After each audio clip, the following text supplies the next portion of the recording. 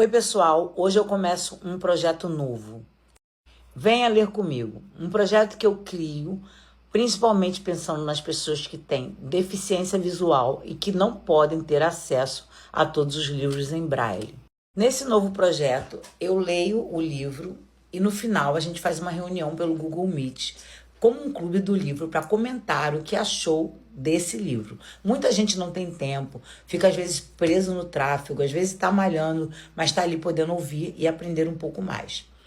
Essa é a história do David. O David foi um cara que superou tudo que você imaginar na vida de dificuldades, desde a criação até conseguir ser um dos únicos homens nos Estados Unidos a completar o treinamento de elite da Navy SEAL, da Army Ranger, da TACP.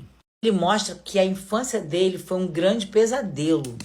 Pobreza, racismo, violência, mas com disciplina e resistência mental ele conseguiu mudar o jogo. E é isso que eu quero falar para vocês. Vamos começar essa leitura? Introdução. Você sabe quem realmente é e do que é capaz? Tenho certeza que acha que sim. Mas o simples fato de você acreditar numa coisa não a torna verdadeira. A negação é a maior zona de conforto que existe. Não se preocupe, você não está só. Em toda cidade, em todo o país, no mundo inteiro, milhões de pessoas andam pelas ruas com o mesmo olhar, morto de zumbi, viciadas em conforto, agarradas a uma mentalidade de vítima e inconscientes do seu verdadeiro potencial. Sei disso porque as encontro e ouço falar delas o tempo todo. E por quê? Assim como você, eu já fui uma dessas pessoas. Eu tinha uma ótima desculpa para isso. Não tive sorte na vida, nasci sem um tostão, cresci levando surras, fui atormentado na escola e chamado de níger, crioulo, mais vezes do que sou capaz de contar. Nós éramos pobres, vivíamos de auxílio social, morávamos em residências subsidiadas pelo governo e a depressão era sufocante. Eu estava no fundo do poço e minhas perspectivas de futuro eram sombrias. Pouquíssimas pessoas sabem o que é estar no fundo do poço, mas eu sei. É como areia movediça, que agarra você, faz você afundar e não solta. Quando a vida é assim, fica fácil se deixar levar e seguir, fazendo repetidamente as mesmas escolhas confortáveis que estão matando você. Mas a verdade é que todos nós fazemos escolhas habituais e que, infelizmente, nos limitam. Isso é tão natural quanto o sol se pôr e tão fundamental quanto a lei da gravidade. É assim que o nosso cérebro foi programado e é por isso que a motivação por si só não basta. Até mesmo o melhor discurso de incentivo ou truque de autoajuda não passa de um remendo temporário. Isso não vai conseguir reprogramar seu cérebro, não vai conseguir amplificar sua voz, nem mudar sua vida para melhor. A motivação não muda ninguém. O azar que eu tive no início da vida era algo que eu, e somente eu, deveria consertar. Então eu busquei a dor, me apaixonei pelo sofrimento e acabei me transformando e deixando de ser o mané mais fraco do planeta para me tornar o homem mais resistente que Deus criou. Ou pelo menos é isso que eu digo a mim mesmo. Você deve ter tido uma infância bem melhor do que a minha. E mesmo agora, pode ser que tenha uma vida razoável. Mas não importa quem você seja, quem sejam ou tenham sido seus pais, onde você more, qual seja o seu trabalho ou quanto dinheiro tenha. Você provavelmente está realizando apenas cerca de 40% do que realmente é capaz. É uma pena. Todos nós temos potencial para ser muito mais. Anos atrás, fui convidado para participar de uma mesa redonda no MIT, o Instituto de Tecnologia de Massachusetts. Eu nunca tinha posto os pés num auditório universitário. Mal tinha conseguido me formar no ensino médio. E mesmo assim, estava numa situação das instituições mais prestigiadas do país. Em determinado momento da conversa, um renomado professor do MIT Disse que todos nós temos limitações genéticas, um teto, que simplesmente não conseguimos fazer certas coisas por maior que seja nossa resistência mental. Quando alcançamos nosso teto genético, a resistência mental deixa de fazer diferença. Todo mundo no auditório pareceu aceitar essa versão da realidade, porque aquele experiente professor universitário titular era conhecido por suas pesquisas sobre resistência mental. Esse era o trabalho da sua vida inteira. Era também uma bobagem sem tamanho. E para mim, ele estava usando a ciência para passar a mão na cabeça de todos nós. Como estava cercado por aquele bando de pessoas inteligentes, fiquei calado, me sentindo burro, mas alguém na plateia reparou na minha expressão e perguntou se eu concordava. E se alguém me faz uma pergunta direta, eu não me acanho. Viver isso na pele em vez de estudar o tema tem algumas vantagens, falei, virando-me para o professor. O que o senhor disse se aplica à maioria das pessoas, mas não a 100% delas. Sempre haverá o 1% disposto a fazer o trabalho necessário para superar todas as expectativas. Prossegui explicando o que eu sabia, por experiência própria, que qualquer um pode virar uma pessoa totalmente diferente e alcançar o que supostos especialistas como ele alegam ser impossível. Mas isso exige força de vontade e uma coragem blindada. Heráclito, um filósofo nascido no Império Persa no século V a.C., tinha razão quando escreveu sobre os homens no campo de batalha. De cada 100 homens, 10 não deveriam sequer estar ali. 80 não passam de alvos e 9 são verdadeiros combatentes. E nós temos sorte de tê-los, pois são eles que decidem a batalha. Mas esse é o guerreiro. Desde o momento em que respira pela primeira vez, você já pode morrer. Mas pode igualmente encontrar sua grandeza e se tornar esse único guerreiro.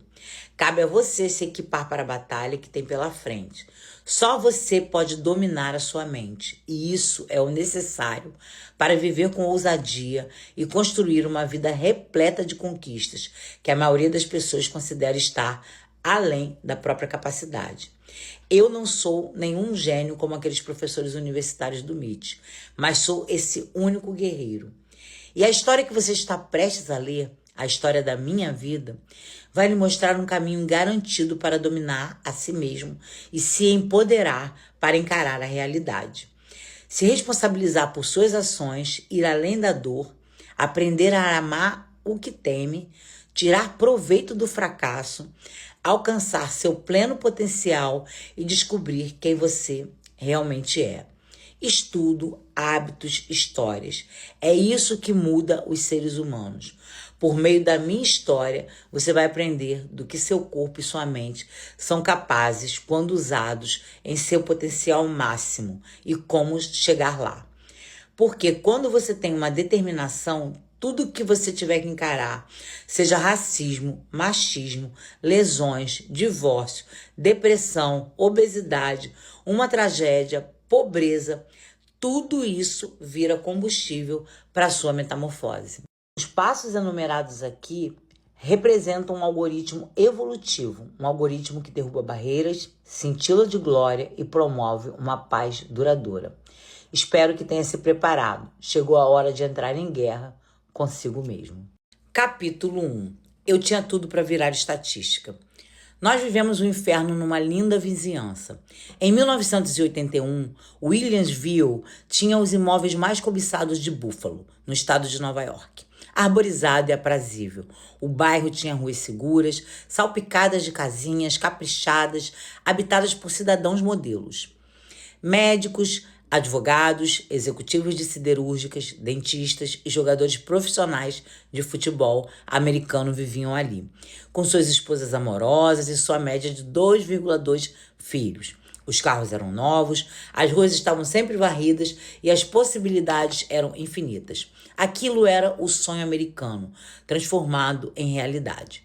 Já o inferno ficava num terreno na esquina da Rua do Paraíso, Paradise Road. Era lá que nós morávamos, numa casa de madeira branca, de 2 andares e 4 quartos, com 4 colunas, a emoldurar uma varanda que se abria para o maior e mais verde gramado de Williamsville.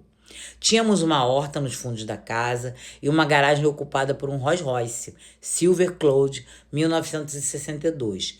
Tínhamos um Mercedes 450 SLC de 1980, além de um Corvette 1981, reluzente, estacionado na entrada. Todo mundo em Paradise Road vivia perto do topo da cadeia alimentar. E pela nossa aparência, a maioria dos vizinhos pensava que nós, a bem ajustada e supostamente feliz família Goggins, estávamos no topo do topo. Mas as superfícies brilhantes refletiam muito mais do que deixavam revelar. Os vizinhos nos viam quase todos os dias às 7 da manhã, reunidos na frente da casa. Meu pai, Trunis Goggins, não era um homem alto, mas era boa pinta e tinha físico de boxeador. Usava ternos de alfaiataria e seu sorriso era simpático e franco. Ele parecia o típico executivo de sucesso a caminho do trabalho. Minha mãe, Jack, era 17 anos mais nova, magrinha e muito bonita. E meu irmão e eu éramos bem arrumados. Estávamos sempre bem vestidos de calça jeans e camisa polo com tons pastéis, carregando mochilas nas costas, iguaizinhos às outras crianças. As crianças brancas. Na nossa versão da América abastada, todas as fachadas eram palco de meneios de cabeça e acenos antes de pais e filhos saírem para o trabalho e para a escola. Os vizinhos viam o que queriam ver. Ninguém olhava muito de perto. Que bom. A verdade era que aquela família Goggins tinha acabado de voltar para casa depois de mais uma noite em claro, num bairro distante, e se Paradise Road era o inferno, nós morávamos com o diabo em pessoa. Assim que nossos vizinhos fechavam a porta ou dobravam a esquina, o sorriso do meu pai se transformava em carranca.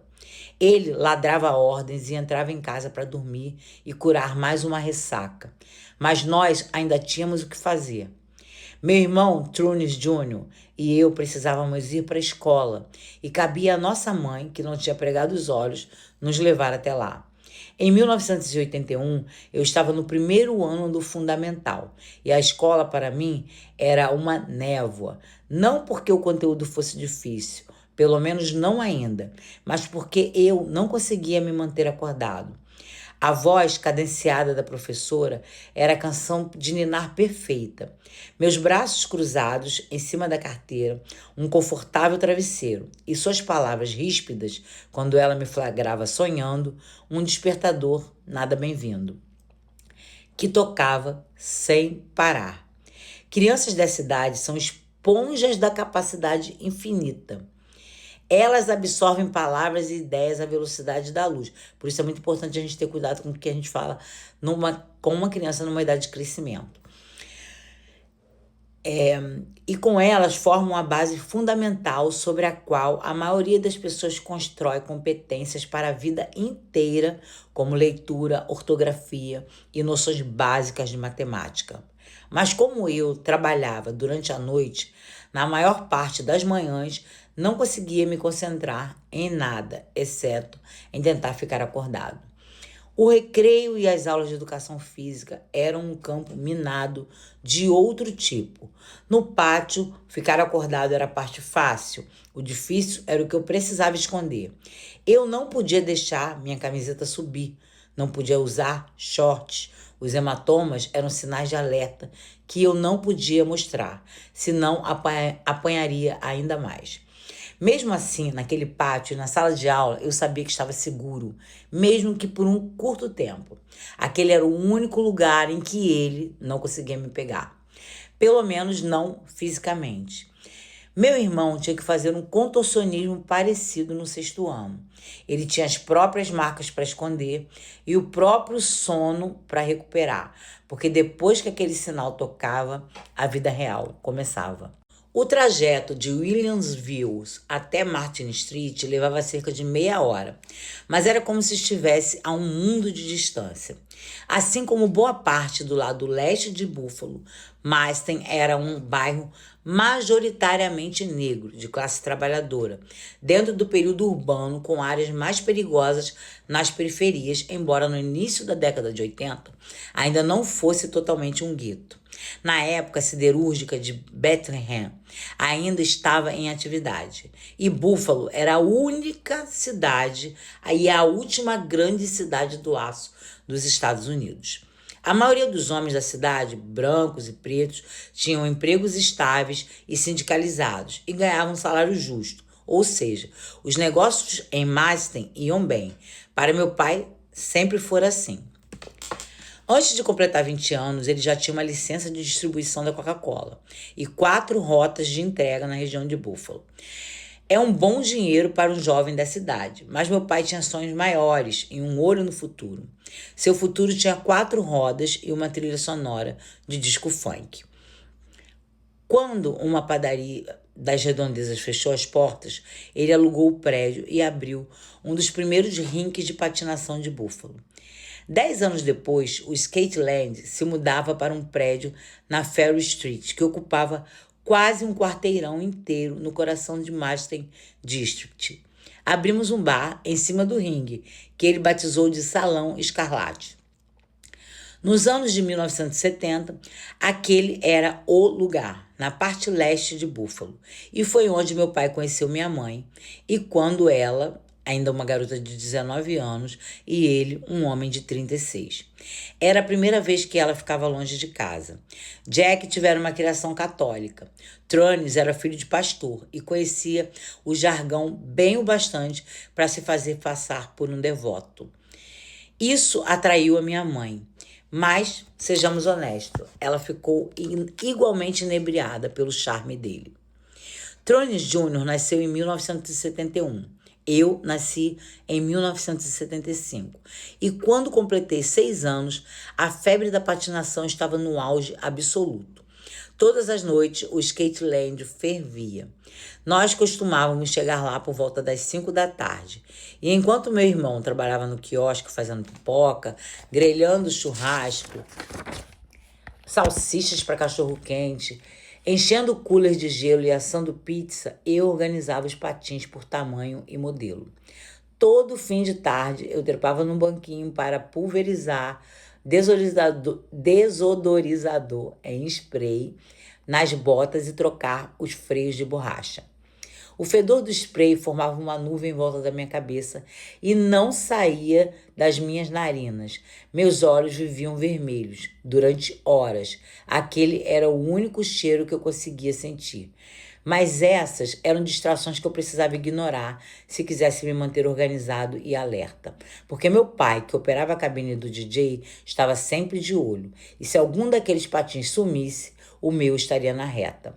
Antes das portas se abrirem, eu passava no rinque de patinação um esfregão que tinha o dobro do meu tamanho. Por volta das 6 da tarde, minha mãe nos chamava para jantar na salinha dos fundos. Aquela mulher vivia num estado permanente de negação. Mas seu instinto materno era real e se manifestava com grande exuberância, tentando se agarrar a qualquer fiapo de normalidade. Todas as noites, ela dispunha 2 fogareiros elétricos no chão daquela salinha e se sentava com as pernas dobradas para trás e preparava um jantar completo.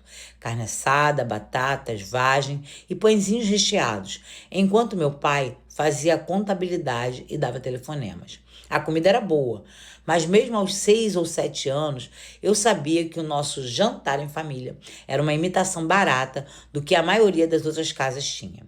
Além do mais, nós comíamos rápido, não dava tempo de saborear nada, porque às 7 da noite, quando as portas se abriam, chegava a hora de trabalhar e tínhamos todos que estar em nossos lugares com tudo preparado. Meu pai era o xerife e depois de entrar na cabine do DJ, ele ficava nos vigiando. Vasculhava aquele salão feito um olho que tudo vê. E se você fizesse alguma besteira, escutava poucas e boas, quando não apanhava primeiro. Sob as lâmpadas frias do teto, o salão não era grande coisa, mas quando as luzes baixavam, a iluminação dos canhões coloridos banhava o ringue de vermelho e ricocheteava no globo giratório espelhado, criando uma fantasia de discoteca sobre patins. Fosse sábado e domingo ou nas noites de semana, centenas de patinadores afluíam por aquelas portas. Na maior parte do tempo, os clientes chegavam com a família toda e pegavam seus $3 de ingresso, mais 50 centes pelos patins antes de entrarem na pista. Eu era o responsável por locação de patins e administrava essa parte sozinho, carregando um banquinho de um lado para o outro, feito uma muleta. Sem ele, os clientes nem sequer me enxergavam. Os patins de numeração maior ficavam embaixo do balcão, mas os menores ficavam tão alto que eu era obrigado a escalar as prateleiras, o que sempre fazia os clientes darem risadas. Mamãe era a única no caixa. Ela era quem recebia o valor do ingresso de todo mundo e para Trunes o dinheiro era tudo. Ele ia contando as pessoas à medida que elas entravam, calculando a receita em tempo real para ter uma ideia aproximada do que esperar quando contasse o caixa depois do fechamento. E era melhor estar tudo certinho. Todo o dinheiro ficava para ele. Nós três nunca ganhamos um centavo pelo nosso trabalho. Na verdade, minha mãe nunca teve o próprio dinheiro. Não tinha conta no banco, nem cartões de crédito em seu nome. Ele controlava tudo e todos sabíamos o que aconteceria se a gaveta do caixa algum dia aparecesse com dinheiro a menos. Nenhum dos clientes sabia de nada disso, claro. Para eles, o Skateland era um mar de rosas, um negócio familiar administrado pela própria família. Meu pai colocava os discos de vinil, já meio gastos para girar, com música disco, funk e as primeiras batidas do hip hop. O baixo reverberava nas paredes vermelhas graças a Rick James, o filho preferido de Buffalo, ao Funkadelic de George Clinton e as primeiras faixas lançadas pelo Run DMC com os sons inovadores do hip hop. Alguns garotos apostavam corridas de patins. Eu também gostava de andar rápido, mas nós tínhamos a nossa cota de dançarinos patinadores. E o ritmo tomava conta daquela pista de patinação. Na primeira hora ou duas, os pais ficavam no andar de baixo e patinavam juntos ou assistiam aos filhos darem voltas pelo ringue.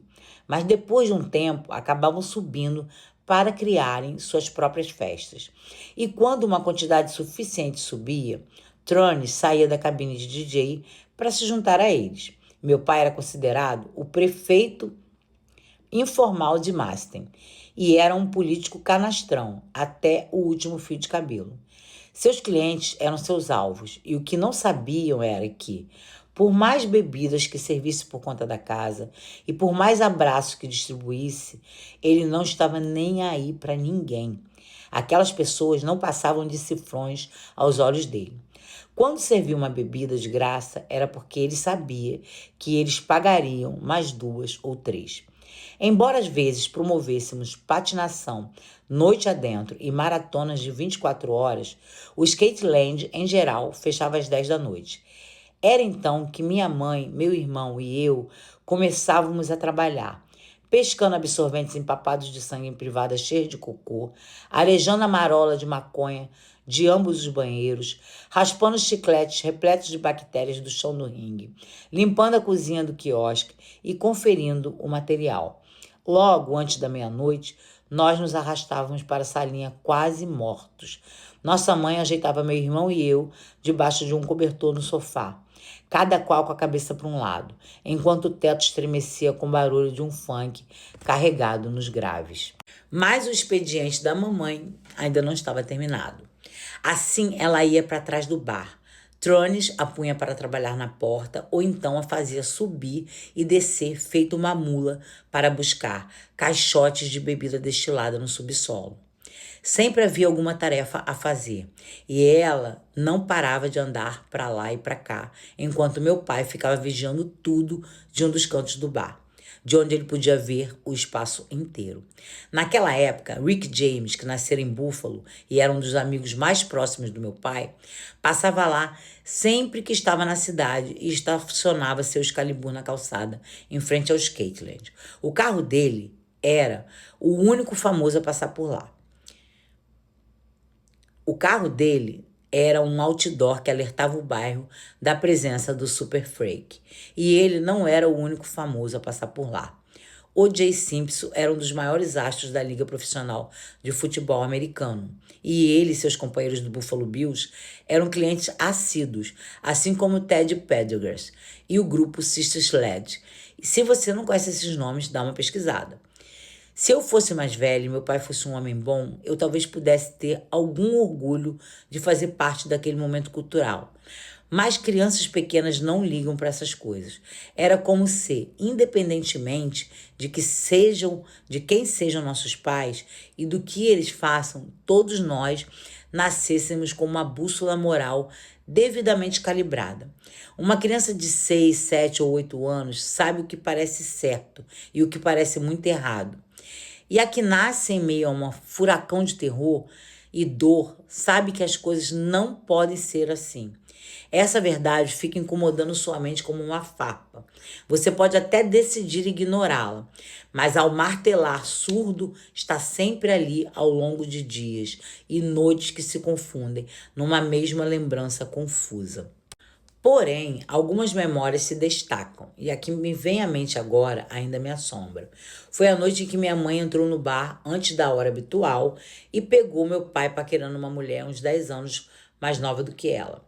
Trones a viu olhando e deu de ombros, enquanto minha mãe cravava os olhos nele e virava 2 doses de Johnny Walker Red Label de uma vez para se acalmar.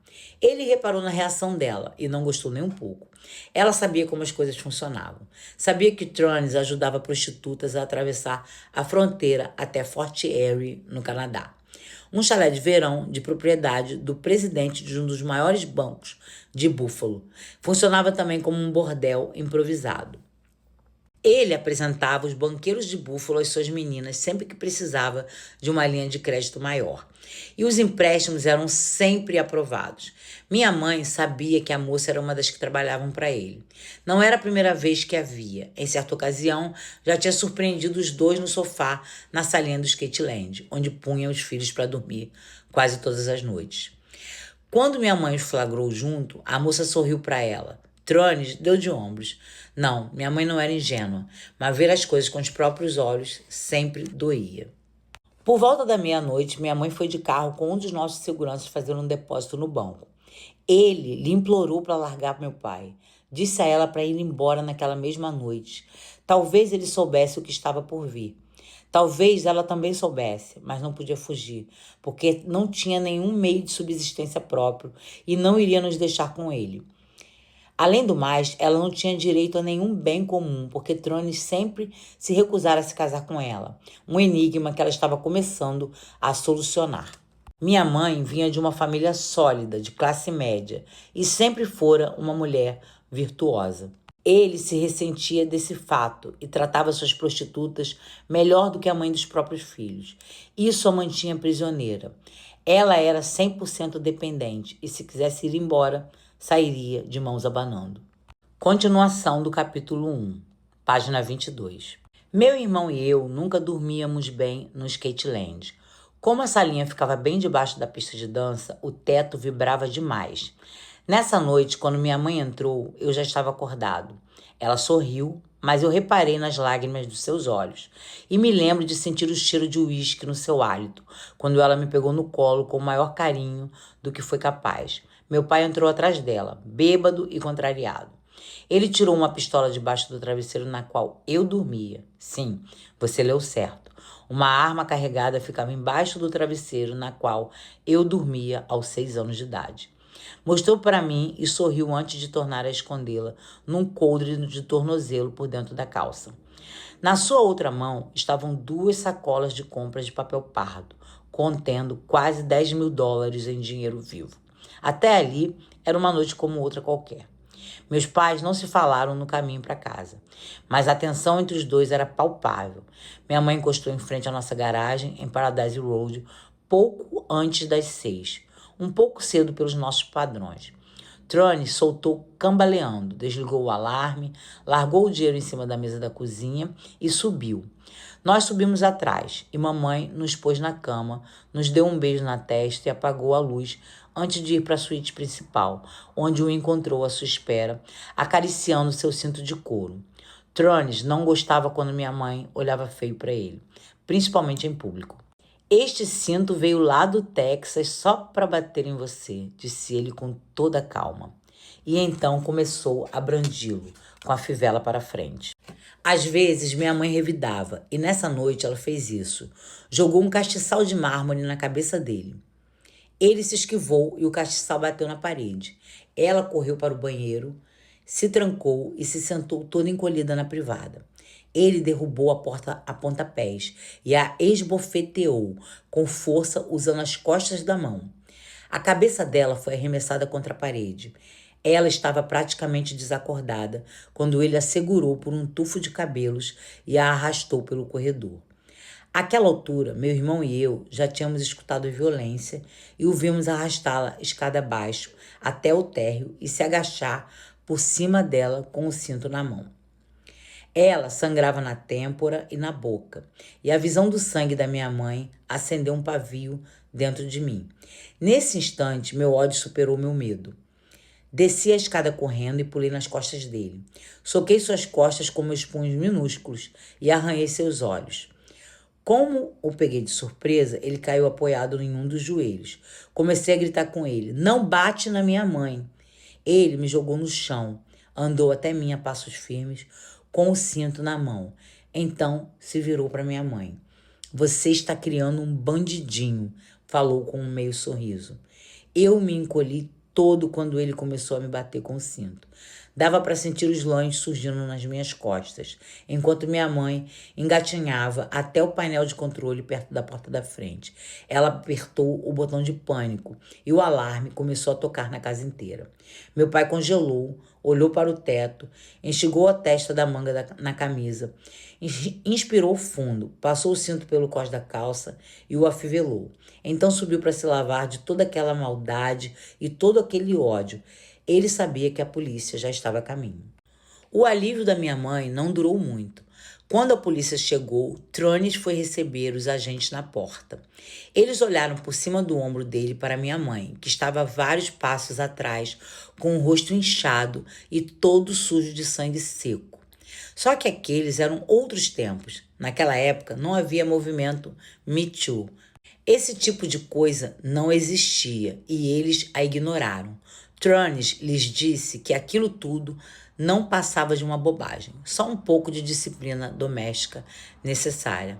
"Olhem para esta casa. Parece que eu maltrato a minha esposa?" perguntou ele. "Compro casacos de pele para ela, anéis de diamantes, dou um duro danado para dar a ela tudo o que quer e ela joga um castiçal de mármore na minha cabeça. É muito mimada essa mulher."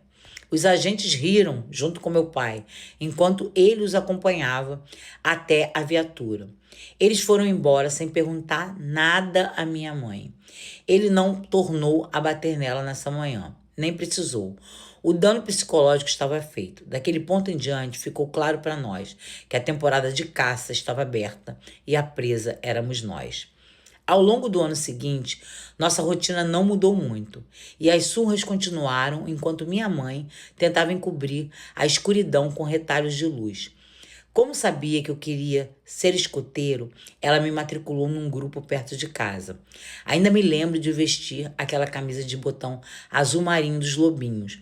Num sábado de manhã, senti orgulho por estar de uniforme e por saber que, pelo menos por algumas horas, poderia fingir ser um menino normal. Minha mãe sorria enquanto nos dirigíamos até a porta. O meu orgulho e o sorriso dela não eram por causa dos lobinhos. Eles vinham de um lugar mais profundo. Estávamos tomando uma atitude para encontrar algo de positivo numa situação sombria. Aquilo era uma prova de que nós importávamos, de que não éramos completamente indefesos. Foi então que chegou ele, meu pai. Chegou na casa do Salão Escarlate. "Onde vocês dois estão indo?" perguntou ele, me encarando com raiva. Baixei os olhos. Minha mãe pigarreou. "Vou levar o David ao seu primeiro encontro dos lobinhos", respondeu baixinho. Não vai ter encontro de lobinho nenhum hoje não, disse ele. Ergui os olhos e ao ver meus olhos marejados ele riu. Nós vamos às corridas. Em menos de uma hora já tínhamos chegado a Batavia Downs, uma pista de corrida de cavalo das antigas, daquelas em que os jockeys ficam atrás dos cavalos em carroças leves. Assim que entramos pelo portão, meu pai pegou uma toalha e uma folha de apostas. Nós três passamos horas vendo-os fazer apostas atrás de aposta, fumar um cigarro atrás do outro, beber uísque e surtar quando nenhum dos cavalos dos quais apostara chegava na frente. Enquanto meu pai esbravejava com os deuses da hípica e fazia papel de bobo, eu tentava me tornar o menor possível toda vez que alguém passava, mas mesmo assim me destacava.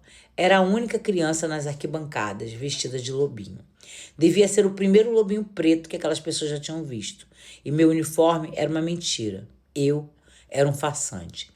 Tranes perdeu milhares de dólares nesse dia e não parou de reclamar no caminho de volta para casa, com a voz rouca por causa da garganta irritada pela nicotina. Meu irmão e eu estávamos apertados no banco de trás e toda vez que ele escarrava pela janela, um pouco do catarro voltava na minha cara. Cada gota daquela saliva repugnante na minha pele queimava como se fosse veneno, intensificando meu ódio. Eu já tinha aprendido tempos antes que a melhor forma de evitar uma surra era me tornar o mais invisível que conseguisse, desviar o olhar, me esconder e dessa forma flutuar para fora do meu corpo e torcer para não chamar atenção.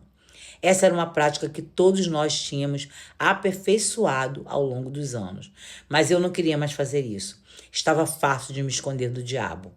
Nessa tarde queria fazer mais que isso. Estava farto de me esconder. E ao pegar o caminho para casa, ele não parava de vociferar. E eu encarei com fúria no banco de trás. Você já ouviu a expressão a fé supera o medo? Para mim, o ódio supera o medo. Ele cruzou olhares comigo no espelho retrovisor. Está querendo me dizer alguma coisa? Perguntou. A gente não deveria mesmo ter ido às corridas, falei. Meu irmão se virou para mim e me encarou como se estivesse enlouquecido. Minha mãe se remexeu no assento. Repete isso daí. As palavras dele saíram lentas, escorrendo ameaça, como se eu não visse mais nada.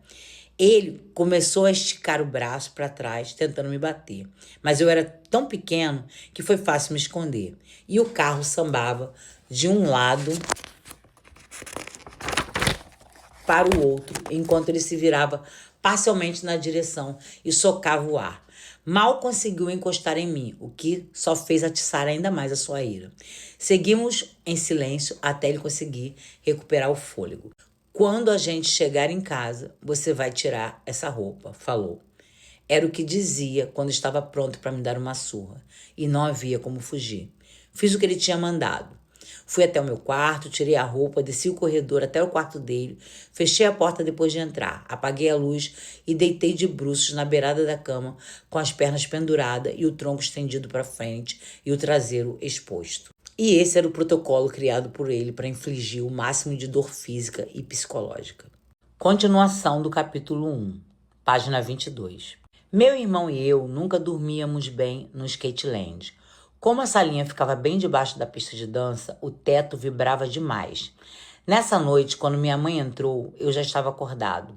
Ela sorriu, mas eu reparei nas lágrimas dos seus olhos. E me lembro de sentir o cheiro de uísque no seu hálito, quando ela me pegou no colo com o maior carinho do que foi capaz. Meu pai entrou atrás dela, bêbado e contrariado. Ele tirou uma pistola debaixo do travesseiro na qual eu dormia. Sim, você leu certo. Uma arma carregada ficava embaixo do travesseiro na qual eu dormia aos 6 anos de idade. Mostrou para mim e sorriu antes de tornar a escondê-la num coldre de tornozelo por dentro da calça. Na sua outra mão estavam 2 sacolas de compras de papel pardo, contendo quase 10 mil dólares em dinheiro vivo. Até ali, era uma noite como outra qualquer. Meus pais não se falaram no caminho para casa, mas a tensão entre os dois era palpável. Minha mãe encostou em frente à nossa garagem, em Paradise Road, pouco antes das 6, um pouco cedo pelos nossos padrões. Trones soltou cambaleando, desligou o alarme, largou o dinheiro em cima da mesa da cozinha e subiu. Nós subimos atrás e mamãe nos pôs na cama, nos deu um beijo na testa e apagou a luz antes de ir para a suíte principal, onde o encontrou à sua espera, acariciando seu cinto de couro. Trones não gostava quando minha mãe olhava feio para ele, principalmente em público. Este cinto veio lá do Texas só para bater em você, disse ele com toda a calma. E então começou a brandi-lo, com a fivela para frente. Às vezes minha mãe revidava, e nessa noite ela fez isso. Jogou um castiçal de mármore na cabeça dele. Ele se esquivou e o castiçal bateu na parede. Ela correu para o banheiro, se trancou e se sentou toda encolhida na privada. Ele derrubou a porta a pontapés e a esbofeteou com força usando as costas da mão. A cabeça dela foi arremessada contra a parede. Ela estava praticamente desacordada quando ele a segurou por um tufo de cabelos e a arrastou pelo corredor. Àquela altura, meu irmão e eu já tínhamos escutado violência e o vimos arrastá-la escada abaixo até o térreo e se agachar por cima dela com o cinto na mão. Ela sangrava na têmpora e na boca, e a visão do sangue da minha mãe acendeu um pavio dentro de mim. Nesse instante, meu ódio superou meu medo. Desci a escada correndo e pulei nas costas dele. Soquei suas costas com meus punhos minúsculos e arranhei seus olhos. Como o peguei de surpresa, ele caiu apoiado em um dos joelhos. Comecei a gritar com ele: "Não bate na minha mãe!" Ele me jogou no chão, andou até mim a passos firmes, com o cinto na mão. Então se virou para minha mãe. "Você está criando um bandidinho", falou com um meio sorriso. Eu me encolhi todo quando ele começou a me bater com o cinto. Dava para sentir os lãs surgindo nas minhas costas, enquanto minha mãe engatinhava até o painel de controle perto da porta da frente. Ela apertou o botão de pânico e o alarme começou a tocar na casa inteira. Meu pai congelou, olhou para o teto, enxugou a testa da manga na camisa, inspirou fundo, passou o cinto pelo cós da calça e o afivelou. Então subiu para se lavar de toda aquela maldade e todo aquele ódio. Ele sabia que a polícia já estava a caminho. O alívio da minha mãe não durou muito. Quando a polícia chegou, Trones foi receber os agentes na porta. Eles olharam por cima do ombro dele para minha mãe, que estava vários passos atrás, com o rosto inchado e todo sujo de sangue seco. Só que aqueles eram outros tempos. Naquela época não havia movimento Me Too. Esse tipo de coisa não existia e eles a ignoraram. Trones lhes disse que aquilo tudo não passava de uma bobagem, só um pouco de disciplina doméstica necessária. "Olhem para esta casa. Parece que eu maltrato a minha esposa?", perguntou ele. "Compro casacos de pele para ela, anéis de diamantes, dou um duro danado para dar a ela tudo o que quer e ela joga um castiçal de mármore na minha cabeça. É muito mimada essa mulher." Os agentes riram junto com meu pai, enquanto ele os acompanhava até a viatura. Eles foram embora sem perguntar nada à minha mãe. Ele não tornou a bater nela nessa manhã, nem precisou. O dano psicológico estava feito. Daquele ponto em diante, ficou claro para nós que a temporada de caça estava aberta e a presa éramos nós. Ao longo do ano seguinte, nossa rotina não mudou muito e as surras continuaram enquanto minha mãe tentava encobrir a escuridão com retalhos de luz. Como sabia que eu queria ser escoteiro, ela me matriculou num grupo perto de casa. Ainda me lembro de vestir aquela camisa de botão azul marinho dos Lobinhos. Num sábado de manhã, senti orgulho por estar de uniforme e por saber que, pelo menos por algumas horas, poderia fingir ser um menino normal. Minha mãe sorria enquanto nos dirigíamos até a porta. O meu orgulho e o sorriso dela não eram por causa dos lobinhos. Eles vinham de um lugar mais profundo. Estávamos tomando uma atitude para encontrar algo de positivo numa situação sombria. Aquilo era uma prova de que nós importávamos, de que não éramos completamente indefesos. Foi então que chegou ele, meu pai. Chegou na casa do Salão Escarlate. "Onde vocês dois estão indo?", perguntou ele, me encarando com raiva. Baixei os olhos. Minha mãe pigarreou. "Vou levar o David ao seu primeiro encontro dos lobinhos", respondeu baixinho. Não vai ter encontro de lobinho nenhum hoje não, disse ele. Ergui os olhos e ao ver meus olhos marejados ele riu. Nós vamos às corridas. Em menos de uma hora já tínhamos chegado a Batavia Downs, uma pista de corrida de cavalo das antigas, daquelas em que os jockeys ficam atrás dos cavalos em carroças leves. Assim que entramos pelo portão, meu pai pegou uma toalha e uma folha de apostas. Nós três passamos horas vendo-os fazer apostas atrás de aposta, fumar um cigarro atrás do outro, beber uísque e surtar quando nenhum dos cavalos dos quais apostara chegava na frente. Enquanto meu pai esbravejava com os deuses da hípica e fazia papel de bobo, eu tentava me tornar o menor possível toda vez que alguém passava, mas mesmo assim me destacava. Era a única criança nas arquibancadas, vestida de lobinho. Devia ser o primeiro lobinho preto que aquelas pessoas já tinham visto. E meu uniforme era uma mentira. Eu era um farsante. Tranes perdeu milhares de dólares nesse dia e não parou de reclamar no caminho de volta para casa, com a voz rouca por causa da garganta irritada pela nicotina. Meu irmão e eu estávamos apertados no banco de trás e toda vez que ele escarrava pela janela, um pouco do catarro voltava na minha cara. Cada gota daquela saliva repugnante na minha pele queimava como se fosse veneno, intensificando meu ódio. Eu já tinha aprendido, tempos antes, que a melhor forma de evitar uma surra era me tornar o mais invisível que conseguisse. Desviar o olhar, me esconder e dessa forma flutuar para fora do meu corpo e torcer para não chamar atenção. Essa era uma prática que todos nós tínhamos aperfeiçoado ao longo dos anos. Mas eu não queria mais fazer isso. Estava farto de me esconder do diabo. Nessa tarde queria fazer mais que isso. Estava farto de me esconder. E ao pegar o caminho para casa, ele não parava de vociferar. E eu o encarei com fúria no banco de trás. Você já ouviu a expressão a fé supera o medo? Para mim, o ódio supera o medo. Ele cruzou olhares comigo no espelho retrovisor. Está querendo me dizer alguma coisa? Perguntou. A gente não deveria mesmo ter ido às corridas, falei. Meu irmão se virou para mim e me encarou como se estivesse enlouquecido. Minha mãe se remexeu no assento. Repete isso daí. As palavras dele saíram lentas, escorrendo ameaça, como se eu não visse mais nada. Ele começou a esticar o braço para trás, tentando me bater. Mas eu era tão pequeno que foi fácil me esconder. E o carro sambava de um lado para o outro, enquanto ele se virava parcialmente na direção e socava o ar. Mal conseguiu encostar em mim, o que só fez atiçar ainda mais a sua ira. Seguimos em silêncio até ele conseguir recuperar o fôlego. Quando a gente chegar em casa, você vai tirar essa roupa, falou. Era o que dizia quando estava pronto para me dar uma surra, e não havia como fugir. Fiz o que ele tinha mandado. Fui até o meu quarto, tirei a roupa, desci o corredor até o quarto dele, fechei a porta depois de entrar, apaguei a luz e deitei de bruços na beirada da cama, com as pernas penduradas e o tronco estendido para frente e o traseiro exposto. E esse era o protocolo criado por ele para infligir o máximo de dor física e psicológica.